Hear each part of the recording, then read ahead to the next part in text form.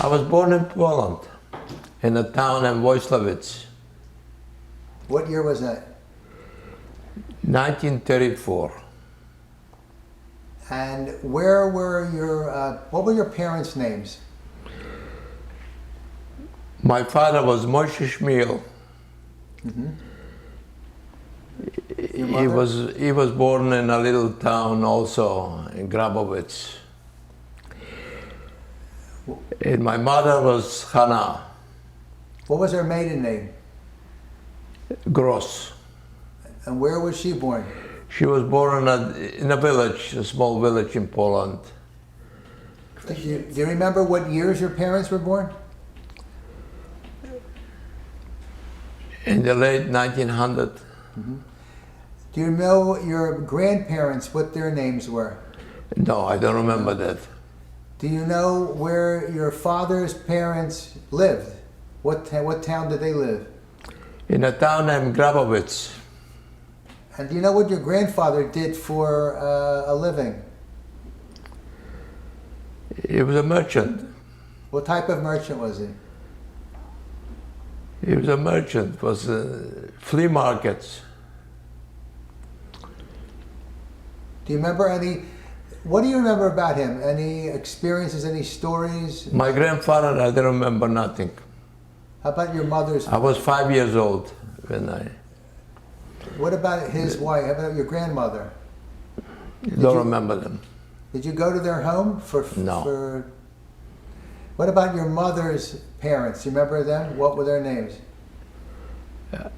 I heard about their names, but I don't remember them. I never... Okay. So getting back to your when you were born, and what year was that? 1934. Okay. And so did you have siblings? Did you have brothers or sisters? I was the youngest one of six siblings. Can you give me the names of your siblings, starting from the oldest? The two oldest one I don't remember, but my oldest sister is Helen.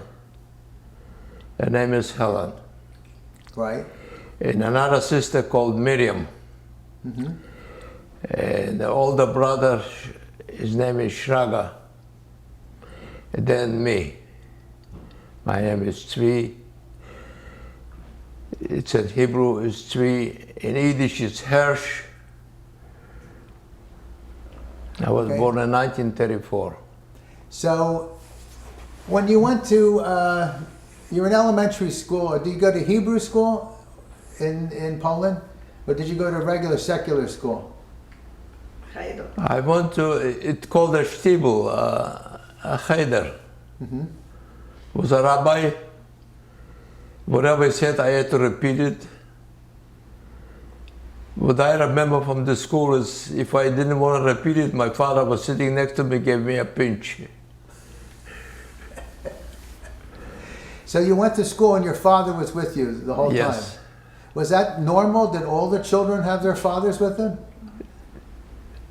That was normal. But introducing me to the school or to the rabbi, he came with me. He was sitting next to me. Were there only boys in the class or were there girls? Only boys. So your sisters, what did they do for school?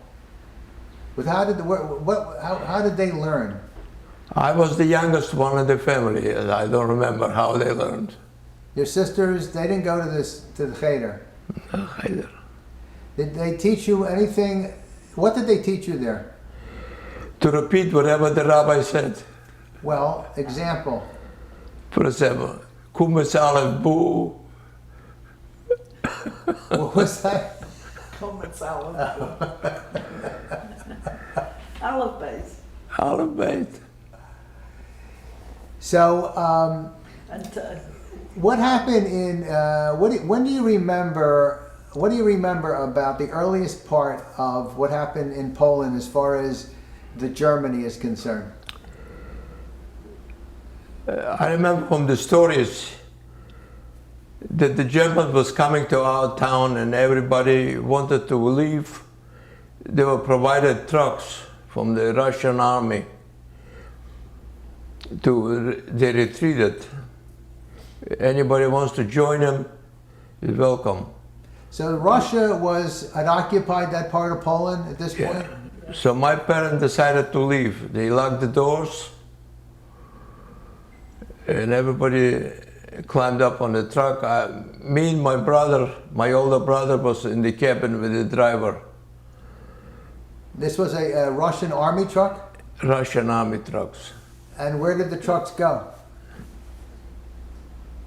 They went farther east because the German was advancing. So you went to another town? So what I remember, I fell out of the truck. The door opened, I fell out, and they caught me. I was dangling, holding by the hand while the truck was driving. So did you go to, where did you go next? In Poland, you went to another town in I Poland? went to another town, went farther east. Do you know the name of the Because town? the Germans were advancing. You know the name of the town? I was born in Wojslawicz.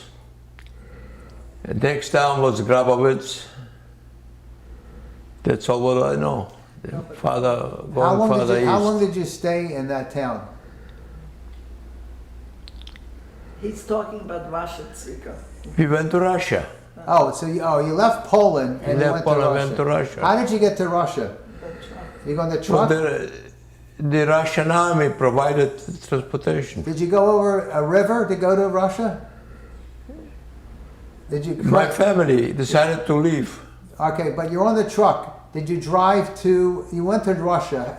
You went to over the river to go to Russia. Is that correct? Yes. I don't remember if it was a river or not, but we went farther. Okay. So how long did you stay? Where did you stay in Russia? Where'd you wind up? We stayed in Russia to the end of the war, the where? Second War. Where? See?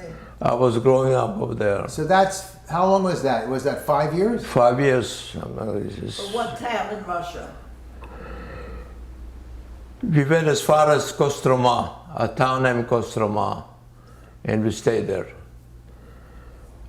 My mother worked in a factory, a textile factory, and my father was a hat maker. He was an expert in making hats for the Russian officers. Were you treated fairly then? Did you have any problems with the army harassing you, your family? I had problem in school in Russia. What do you Always mean? fighting with the Russian boys. Were you fighting with them or were they fighting with you? I was fighting with them, they were fighting with me. Why were you fighting with them? They called me Žid, a Jew. So you found that you had this anti-Semitism A lot of anti-Semitism. Did you have a lot of other Jewish boys in your class? Yes, was other families too. What my parents put me in an orphanage because they couldn't afford to keep me. So I was in an orphanage as a child. Was it just you or other children? Were any of the other siblings put in an orphanage? Just me, because I was the youngest one. Maybe I was too much of a burden. Were your parents did you still see your parents when they were in the orphanage? Yeah, they came to visit me, yeah. So how often would you see them? The story goes to, I don't remember, but the story goes they came to see me. How long were you in the orphanage? I was about 3 years. When the war ended, what happened then? When the war ended, they went back to Poland. Decided to go back to Poland. You went back with your parents? With my parents. And all of your siblings, or did any of them stay behind, or all your siblings? No, all the siblings. So when you went back to what town? We went back to Wojslawicz, a town of Wojslawicz, the suburbs of Lublin. And what happened then? What happened to you? Couldn't find nothing. You found nothing. Couldn't find nothing. The house wasn't standing anymore. It was burned down. What did you do then? So my parents decided to go through organizations after the war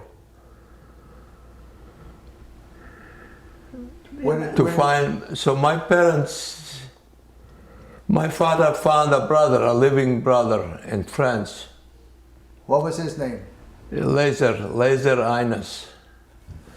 So he decided to go to France. The whole family? The whole family, to join him. And that, what year was that? After the war, after the... What year was that? 45. Okay. 46. You're skipping a whole, 1946. You're skipping the whole German thing. All right, we can go back. What would you want to ask him? He needs to tell you that after the war, from Kostroma, they went to Poland, and from Poland they went in search for people that survived, you know, Right. any relatives, any friends, or whatever. They couldn't find anyone, so they tried to get to the American zone. Mm-hmm. You know, it was divided into three different zones. And the best thing to do was to get to the American zone, Mm-hmm. where they put you up in DP camps. Okay. And that's where you wound up. All right. So when your family came back to your town and you didn't find your home, what did you do then? Where did you go? Well, through organizations. Where did you go? What were your choices there? You had choices where you would go? Could you go? Got choices to go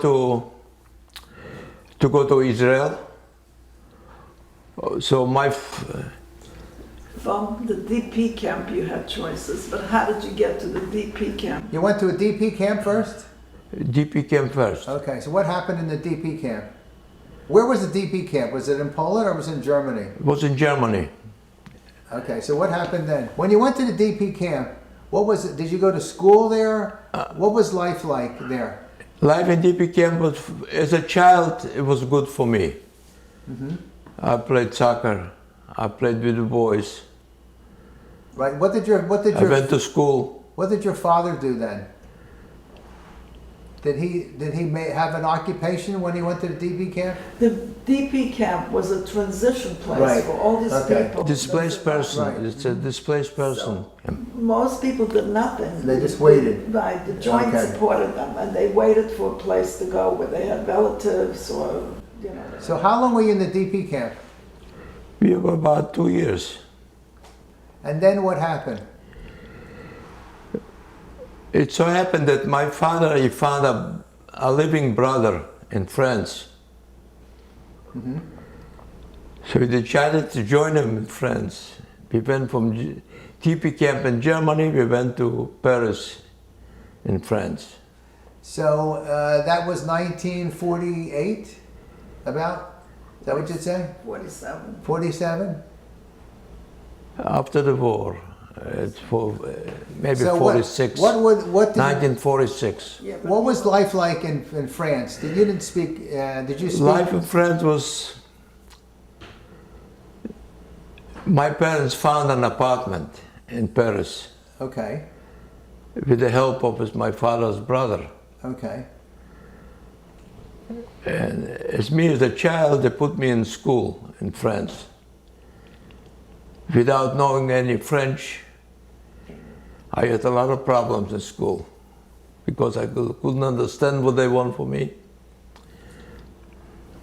So what happened? How did you deal with that? Eventually, I managed to learn the language. Mm-hmm. Life started to get better for me. I went to summer camp in France. I was talking French. Did you have friends? Make friends? I had one boy, he was also a Jewish boy, so I made friends with him. You remember his name? No. So about you were about. He was my translator. How old were you now? How old were you now? How old I was then? About 12, 13? I was born in 34. So I must have been, we were 5 years in Russia. In DP camp, I was bar mitzvah. I was like... Were you bar mitzvah in the DP camp? Did you have a bar mitzvah in the DP camp? The name was Rochelle, Camp Rochelle. The DP camp, getting back to the DP, did you have your bar mitzvah in the DP camp? I was 13 years old. Okay, so you're in France now. And how long did you stay in France? We stayed about 2 years. What did your father do in France for a living? His profession was a hat maker. He was making hats. And your mother? His mother was helping him. And all of your siblings were with you, is that correct? Yes. Except for your older sister. Except my older sister got married in DP camp. And where did she go? She went to America. She went to America. Okay. So now, after 2 years in France, where did you move then? Well, you have to understand, Okay. after the war, conditions in Europe were awful. Right. It was very difficult to survive. So they were looking for another place where they could go. And of course, with the partition of Israel, they wanted to go to Israel. Okay, you take it. So after those 2 years in France, the family moved to Israel. Exactly. Okay. And explain to them the conditions, the living conditions in Israel when you arrived in Israel. When we arrived in Israel, life started to get better. When we came to Israel, we lived in a tent. We lived in a tent city, like refugees. There was no housing and no food and no water. So finally, somehow they found an abandoned house in Yaffo in Israel, and my parents moved in to this house. With 4 siblings and yourself, All and your the mother siblings. and father. Yes. Okay. And did you go to school there? I went to school in Israel. How did you do there in school? Well, first, when these conditions were bad, Yeah. they put him in a kibbutz. So he didn't live with his family. He didn't live with his family He lived in a kibbutz. before they got this house. Is that what it was? They got the house. Things were bad for everybody, not only for them. So the best place was for a kibbutz for him, you know, where he was able to. How long did he stay in the kibbutz? How long did you stay in the kibbutz? We stayed about 2 years. So did you have to go into the army when you were in Israel? I went to school. After school, when I finished school, the whole class went to the army. So that I went to the army. Do you remember what year that was? He does. What year was it that your school ended and you went in the army? 1952. Okay. So tell me, what was it like being in the army? What did you do there? They put me in a school, a driving school. I was driving a truck. I was in the army in a unit with supply. Was a supply unit. So I was driving a truck. Did you have any, were there any times when you had any military problems with any of the Arabs there? Not me. I didn't have any problems. But did people in your unit have problems with the Arabs? I wasn't in a fighting unit. I was in a supply unit. Supply. Did you have driving a truck. Did you have any friends that were in any military problems with Arabs? No. Where they had to fight? No. All my friends that I remember, nobody had any problems. We weren't in a fighting unit. We were a supply unit. You were in the army for how, 2 years or 3 years? For 3 years. And then when you left the army, what did you do then? When I left the army, I went back to school. I was learning a trade. What was the trade? Machine. And how long did you do that? I went to school, I learned a trade. I was working on a lathe, and I happened to master the profession, and I got a job. What type of job did you get? Tool and die making. And then, how long did you do that? How many years? I was working for about 10 years. At that time, did anything happen personally? Did you get married? I was working different kind of. I wanted to see the world, so I joined the merchant marines, we, my friends. I had a sister that lived in America. So while I was working on a boat, we came to New York. And I joined my sister, and she persuaded me to stay in America. We came back to Israel. I applied for a visa. Okay. I came to visit my sister. And I got hooked with my wife, Bella, You met your wife in America. in America. So what year was this? Wow. When he met you? In 1959.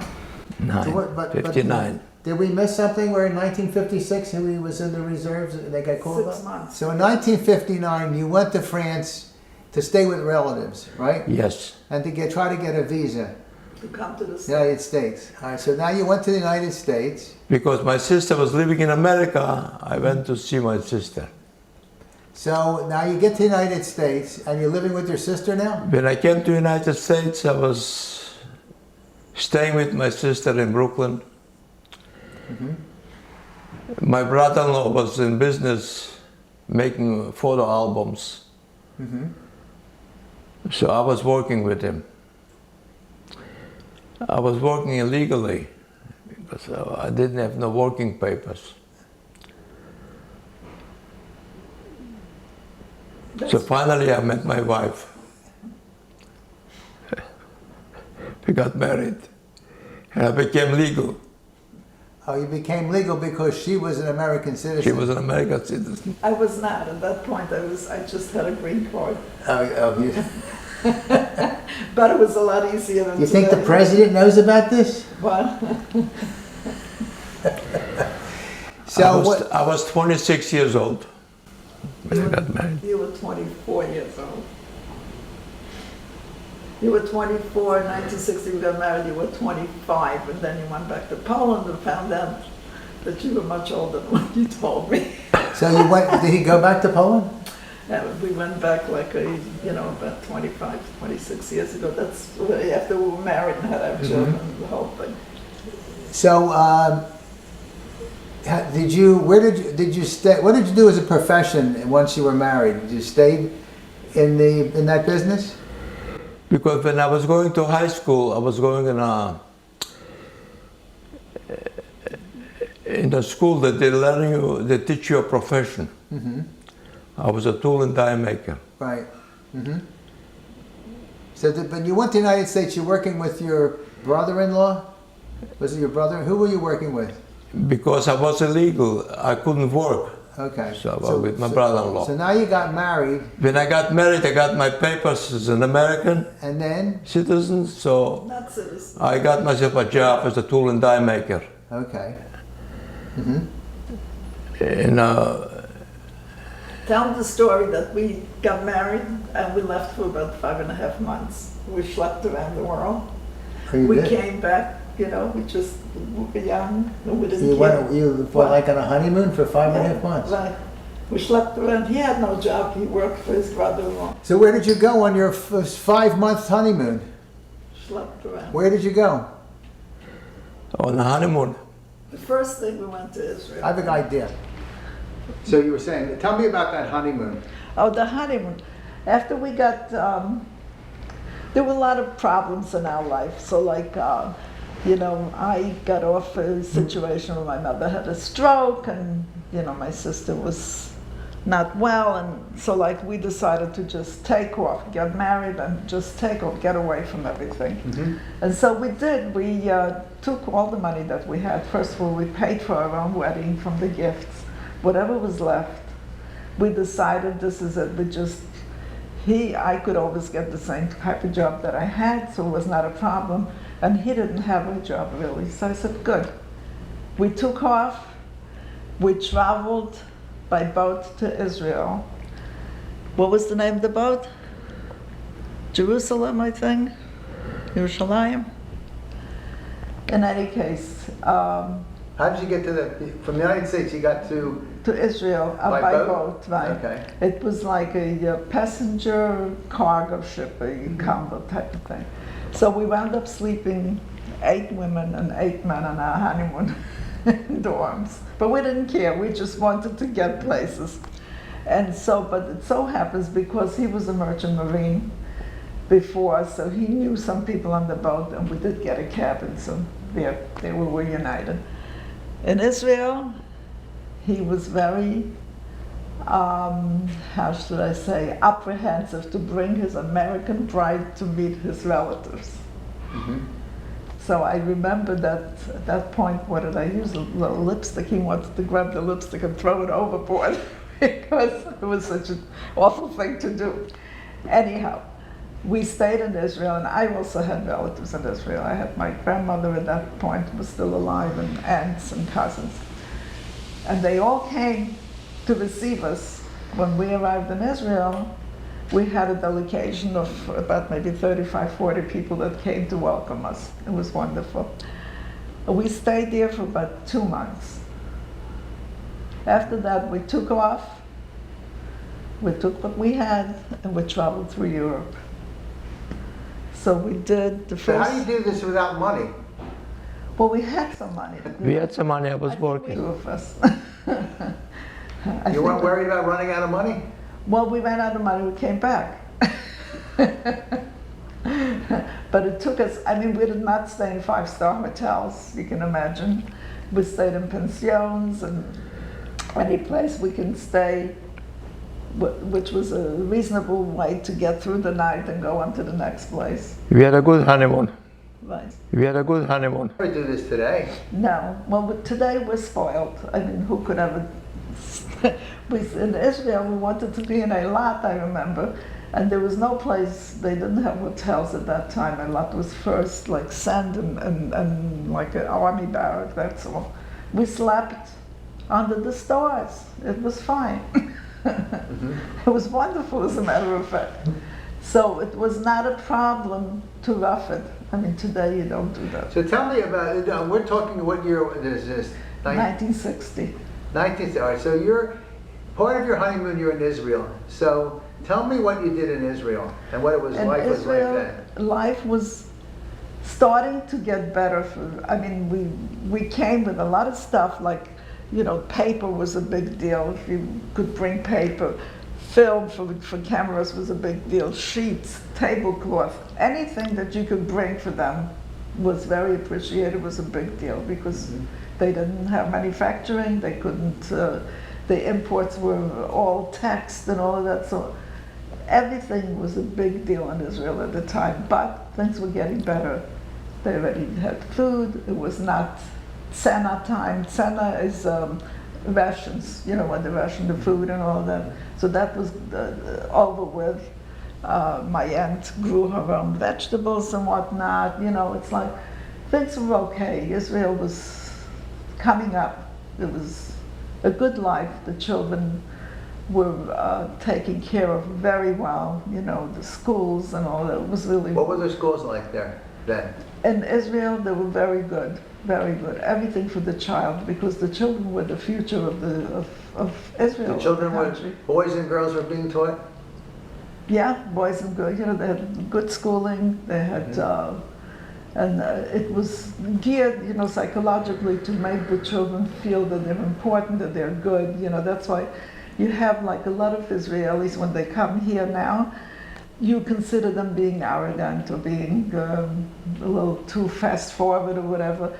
But I think, in my opinion, it stems from the point of where the country was building and building a strong character.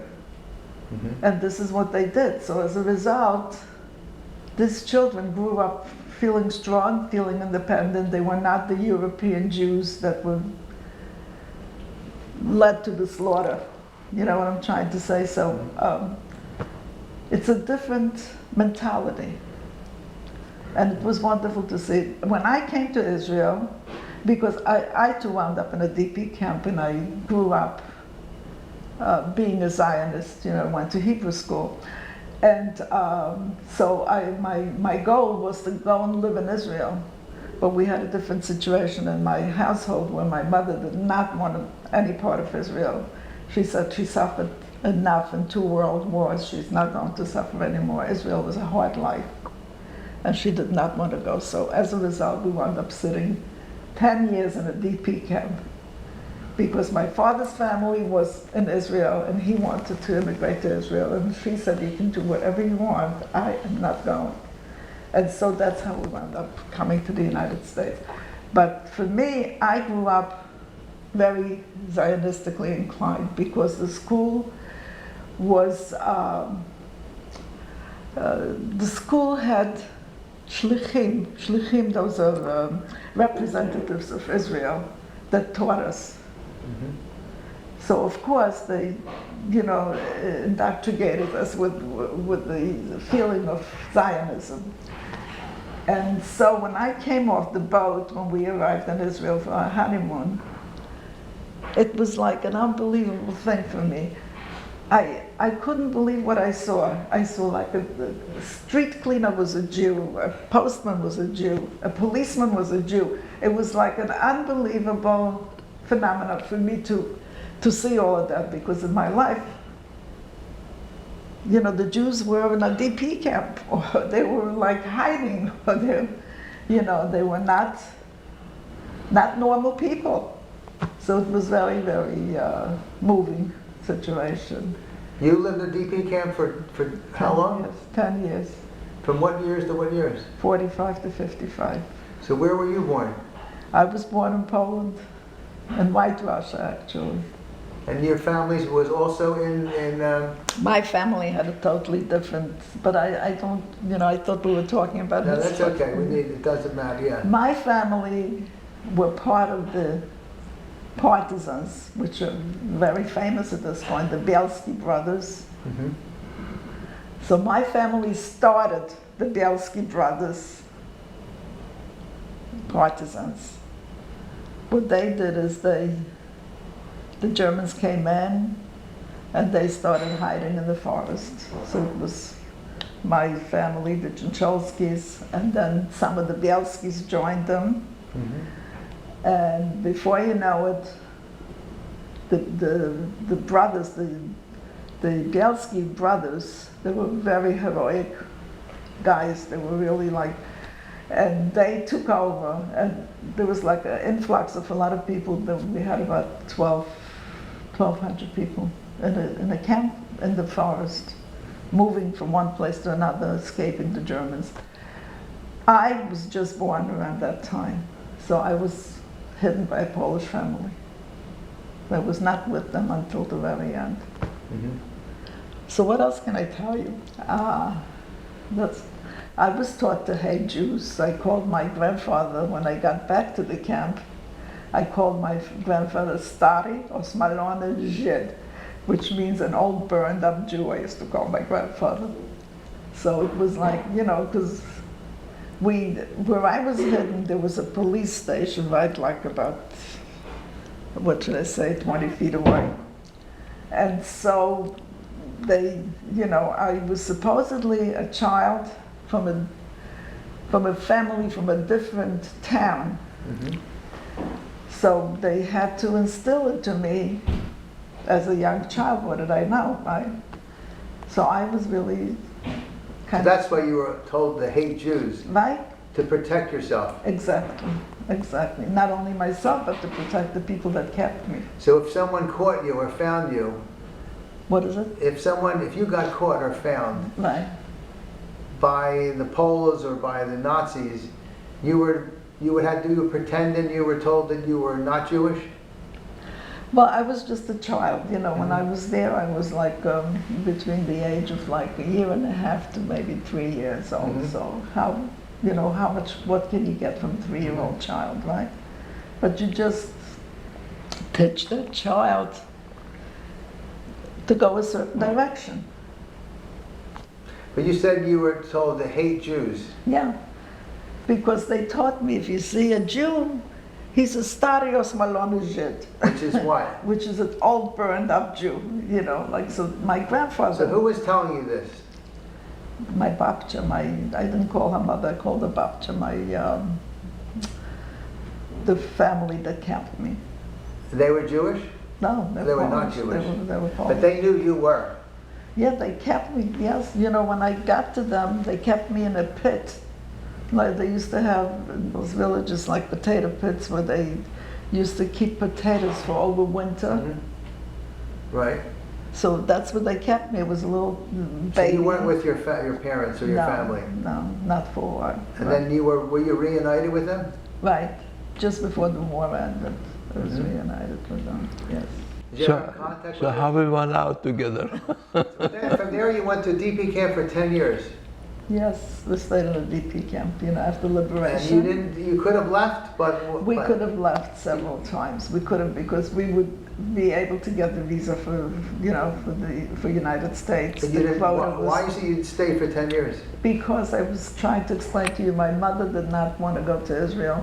My father's family immigrated to Israel before 48. They went on certificates, you know, when the British were giving out the certificates. They left for Israel. So it took that long to get to the United States? It took that long to convince my father that my mother is not going to go to Israel, no matter what he does. That's what it is. So back to your honeymoon. Right, back to our honeymoon. You're running out of money, and what happened then? Well, you know, after Italy, France, Switzerland, England, we decided we ran out of money. We got on the SS United States, which was the biggest ship at the time. And we came back to the United States. And I remember it was November 7th, because when we immigrated from Germany to the United States, we arrived November 7th. And here we came back November 7th from our honeymoon. So it was like a big date. And what else can I tell you? I got a job right away. So we come home, like, we get in like around 11, 12 o'clock noon. He disappeared.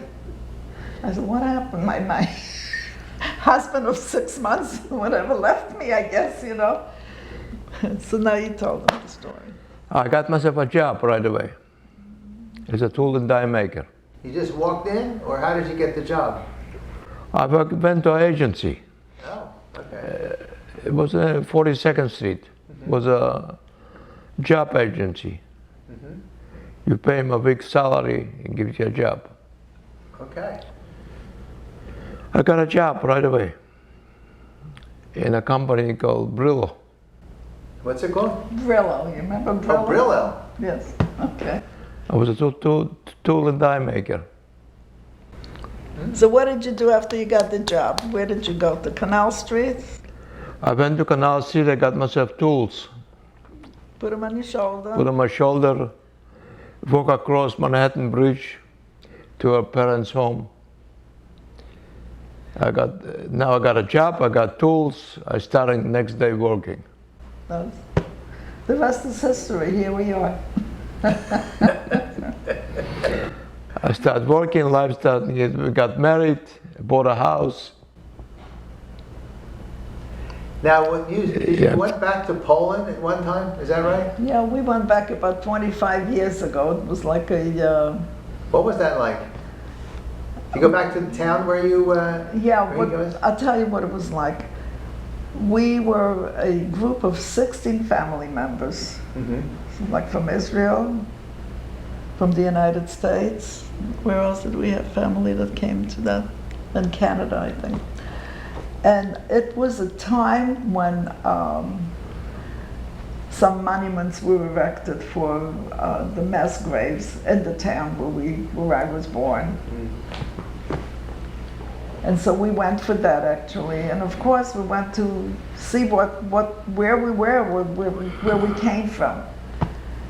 And at that time, I really did not have that much recollection of where I was and what I was, and it was all in my, you know, mainly from what I've been hearing from my parents and all these Bielski people around me, you know. That's how I got the stories. So to me, it was going back is like going to another shtetl, didn't really mean that much. But I had an aunt, and she was actually a Bielski and a Dzięciołowski. She was married to one of the Bielski brothers. Mm-hmm. I don't know if you remember the movie. Mm-hmm. Remember a wedding in that movie? No. No, okay. Defiance. Right. So, my aunt said she's coming, and I had an older cousin that was also part of the partisans, and he was coming. I said, so I'm going to, because with them I'll understand where I am, what's happening. And so we went, and we were for the you know, placement of the monuments, because what they had there was, on the tombs it was written, here are buried Russian citizens. So we actually erected monuments stating who actually was buried there, you know, people from the town, Jewish people, you know. And that was with the blessing of the mayor from the town and the whole thing, you know, it was like a whole big ceremony. So it was like a very moving trip, because we went back to the place where I was hidden. I had a cousin who also had a similar story to the place where she was hidden. She was on the trip with us. And we went back to the forest where all of the partisans were hidden, you know, we were moving around.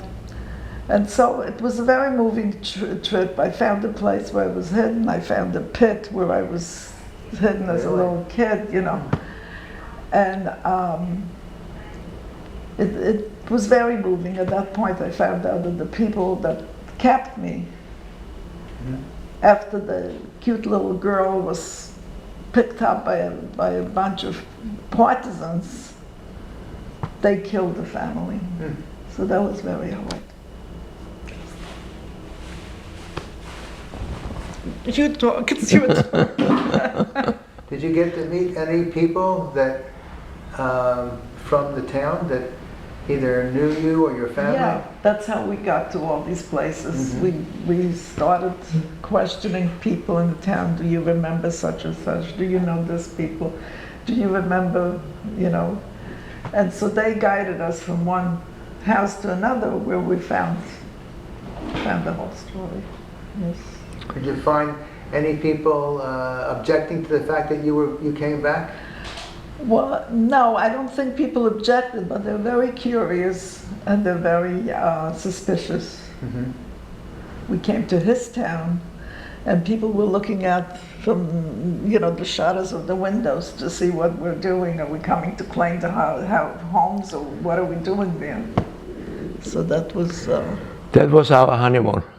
No, that wasn't the honeymoon. 25 years later. Right, at least 25 years later. 25 years later. Right. So that's the story. What else can I tell you? Like, what was your parents' names? My mother was Michla Dzięciołowski, and my father was Shlomo Dzięciołowski. What did your father do for... My father was operating a family business in town, a mill. He was a milliner. Paper mill? No, a flour mill. A flour mill? Right. Mm-hmm. And at that point, when the Russians came in, before the war, he had 2 mills in 2 towns, neighboring towns. And of course, the Russians, when they came in, my father gave the mills to some people that worked for him. Okay. So that he's not a Bolshevik. A Bolshevik in Russian means an aristocrat, you know, that he is just a worker in there, you know. Mm-hmm.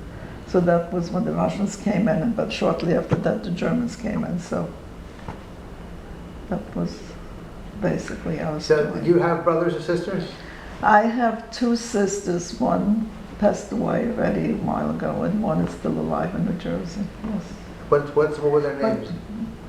Okay, my older sister was part of the partisan. She was the youngest partisan. She's the one that got married? She's the one, no, that was my aunt. My aunt was married to one of the three brothers. But my older sister was just about 5, 6 years old. And so she was the youngest partisan in that group. Right. You know the partisan song? Yes. Can you sing it a little bit? Zog mich gern. Well, I'm not a good singer at this point. My voice is kaputt. But it's Zog mich keinmal, als du gehst im letzten Weg. Weil Zog mich keinmal, als du gehst im letzten Weg. It's an old song. Himmelbläue werden verstehen the Tag. I don't remember it exactly, but like I What was know. the origin of that song? The origin, it's like don't be discouraged when the skies are cloudy. They're gray. Do you know where it originally came from? I don't know originally, but I know it was a partisan song. You know, right? Did you want to say anything else on the video to your family? Someday some of your family will watch this tape. What do you want to tell them about? Tell you a story. Tell them about the story. But you know, this whole thing is a story of survival. You know what you have to do in order to survive. Which for normal people, it's like, what are they talking about? But for people that run for their life and then have to scrunch how to put a morsel of food in their mouth, they do a lot of different things. And so his mother worked in a factory making stockings. Well, during the war, my family lived in Russia. Right. My mother worked, my father worked. So the reason I'm saying that is like for survival, you were stealing, you were doing a lot of things that normal people don't do. So his mother used to work in the factory and she would steal the stockings, you know, and then take them out on the market and sell them. So for that, she was able to buy an extra slice of bread or something like that, you know. So the clever person that my mother-in-law was, she would take, like let's say the stockings that she had, a dozen stockings, and she would take a dye, you know, like a little package of dye, and she would dip those stockings. She would dip it all the way to the left. So the first pair of stockings came up dark. The second came up lighter,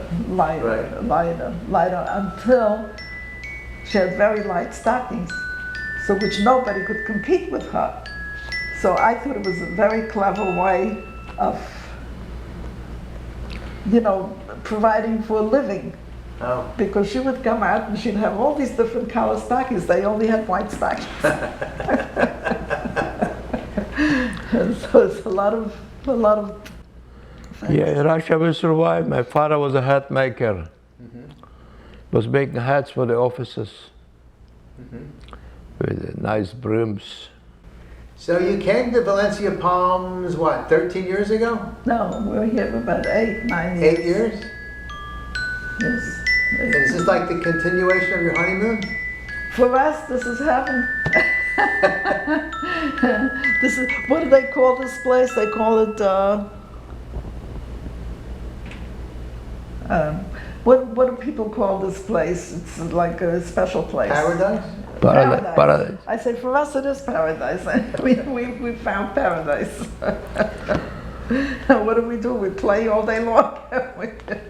Yeah. Well, for us it was good, you know, life was good. You know, we came back after the honeymoon, we got a job right away. We both worked hard, you know, it was, nobody gave us anything. We didn't have any inheritance or anybody doing anything for us. Whatever we could do for ourselves, we did. I had a good job. I have a tool dye maker. Nothing was too difficult. We did what we had to do. Life is starting to get good. We raised 3 beautiful children. They're all professionals, and we're very proud of them. Great. That's it. And now we're old people.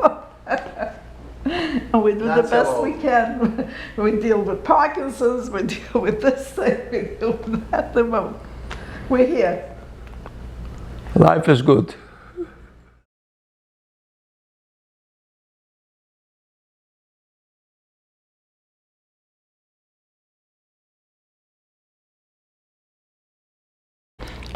Okay, go ahead. So you were saying, tell me about that honeymoon. Oh, the honeymoon. After we got, there were a lot of problems in our life. So like, I got off a situation where my mother had a stroke and, my sister was not well. And so like we decided to just take off, get married and just take off, get away from everything. Mm-hmm. And so we did. We took all the money that we had. First of all, we paid for our own wedding from the gifts. Whatever was left, we decided this is it. I could always get the same type of job that I had, so it was not a problem. And he didn't have a job really. So I said, good. We took off. We traveled by boat to Israel. What was the name of the boat? Jerusalem, I think. Yerushalayim. In any case. How did you get from the United States, you got to Israel by boat, right? Okay. It was like a passenger cargo ship, a combo type of thing. So we wound up sleeping 8 women and 8 men on our honeymoon in dorms. But we didn't care, we just wanted to get places. And so, but it so happens because he was a merchant marine before, so he knew some people on the boat and we did get a cabin, so there we were united. In Israel, he was very, how should I say, apprehensive to bring his American bride to meet his relatives. Mm-hmm. So I remember that at that point, what did I use? A little lipstick. He wanted to grab the lipstick and throw it overboard because it was such an awful thing to do. Anyhow, we stayed in Israel, and I also had relatives in Israel. I had my grandmother at that point was still alive, and aunts and cousins. And they all came to receive us. When we arrived in Israel, we had a delegation of about maybe 35, 40 people that came to welcome us. It was wonderful. We stayed there for about 2 months. After that, we took off. We took what we had, and we traveled through Europe. So we did the first... So how do you do this without money? Well, we had some money. We had some money, I was think working. we had about $700 between the two of us. You weren't worried about running out of money? Well, we ran out of money, we came back. But it took us, we did not stay in 5-star hotels, you can imagine. We stayed in pensions and any place we can stay, which was a reasonable way to get through the night and go on to the next place. We had a good honeymoon. Right. People could never do this today. No. Well, today we're spoiled. Who could ever... In Israel, we wanted to be in Eilat, I remember, and there was no place, they didn't have hotels at that time. Eilat was first like sand and like an army barrack, that's all.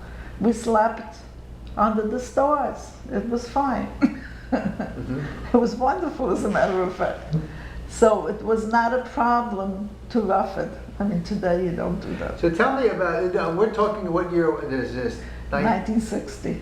1960, all right, so you're, part of your honeymoon you're in Israel. So tell me what you did in Israel and what it was In like Israel, then. life was starting to get better. We came with a lot of stuff like, paper was a big deal. If you could bring paper, film for cameras was a big deal, sheets, tablecloth, anything that you could bring for them was very appreciated, was a big deal because they didn't have manufacturing, they couldn't, the imports were all taxed and all of that, so everything was a big deal in Israel at the time, but things were getting better. They already had food, it was not Tzena time. Tzena is rations, when they ration the food and all that. So that was over with. My aunt grew her own vegetables and whatnot.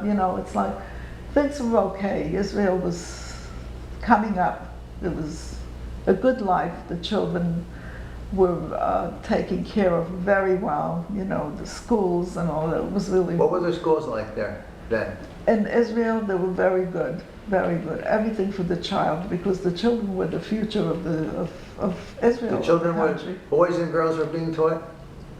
Yeah, boys and girls. You know, they had good schooling. They had, it was geared, you know, psychologically to make the children feel that they're important, that they're good. You know, that's why you have like a lot of Israelis when they come here now. You consider them being arrogant or being a little too fast forward or whatever. But I think, in my opinion, it stems from the point of where the country was building and building a strong character. And this is what they did. So as a result, these children grew up feeling strong, feeling independent. They were not the European Jews that were led to the slaughter. You know what I'm trying to say? So it's a different mentality. And it was wonderful to see. When I came to Israel, because I too wound up in a DP camp, and I grew up being a Zionist, you know, went to Hebrew school. And so my goal was to go and live in Israel. But we had a different situation in my household where my mother did not want any part of Israel. She said she suffered enough in 2 world wars. She's not going to suffer anymore. Israel was a hard life. And she did not want to go. So as a result, we wound up sitting 10 years in a DP camp, because my father's family was in Israel and he wanted to immigrate to Israel. And she said, you can do whatever you want. I am not going. And so that's how we wound up coming to the United States. But for me, I grew up very Zionistically inclined, because the school was, the school had shlichim, those are representatives of Israel that taught us. So of course they, you know, indoctrinated us with the feeling of Zionism. And so when I came off the boat, when we arrived in Israel for our honeymoon, it was like an unbelievable thing for me. I couldn't believe what I saw. I saw like a street cleaner was a Jew, a postman was a Jew, a policeman was a Jew. It was like an unbelievable phenomenon for me to see all of that, because in my life, you know, the Jews were in a DP camp, or they were like hiding, or they, you know, they were not normal people. So it was very, very moving situation. You lived in a DP camp for how long? 10 years. From what years to what years? 45 to 55. So where were you born? I was born in Poland, in White Russia.